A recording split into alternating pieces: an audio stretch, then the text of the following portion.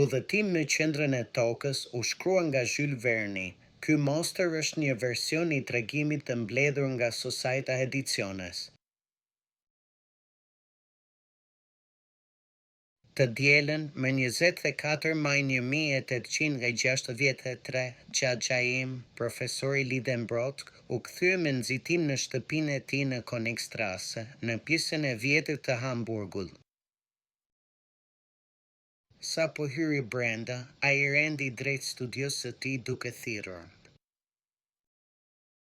Axel, ndiqëm pas.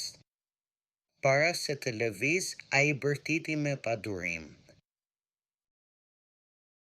Ende serdhe, dhe unë renda drejt studios së tij. Otto Lidenbrock nuk ishte burr I keq, por ishte I çuditshëm dhe kokfort. Ai ligjëronte për mineralogji, edhe pse smërzitej sa mësonin studentët diçka apo jo. Ai ishte një I ditur vetjar.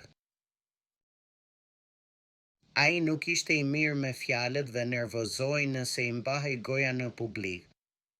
Të gjithë qeshnin me këtë, por e kuptonin se ishte një ekspert I vërtet I gjeologjisë dhe I mineralogjisë dhe shkencëtarët këshilloheshin me të. Ai ishte I gjatë dhe I dobët, 50 vjeç dhe me shëndet të hekurt. Kishte sy të mëdhenj prapa syzeve të leximit dhe hund të gjallë. Karakteri I tij I rrëmbyer dhe padurimi ndonjëherë bëheshin të padurueshme. Unë, një jetim, isha nipi dhe asistenti I tij.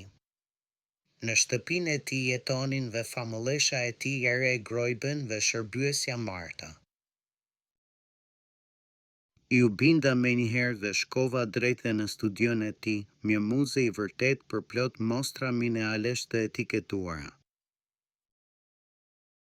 Xhaxhai im ishte ulur në koltuk me një libër në dorë. Shije këtë thesar. Është kronika e princeshës norvegjeze të Islandës, shkruar në shekullin e 12 nga I famshmi Snorri Sturluson.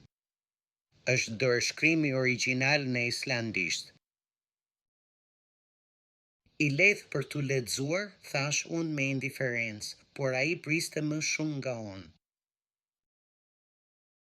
Djalli I patvendur.